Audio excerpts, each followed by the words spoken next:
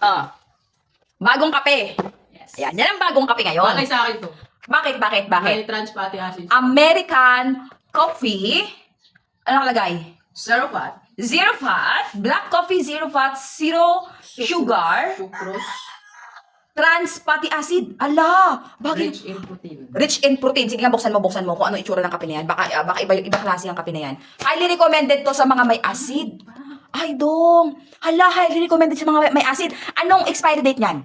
Expiry date. Look, yeah. Ayan na, nasarapan mo na expiry date niya, bebe. Ayan, 2026. Manufactured ng 2025, mga pangga. Ayan, oh. Manufactured ng 2025.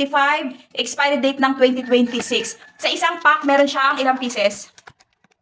Black American coffee. Okay. Ilang pieces dong? 10?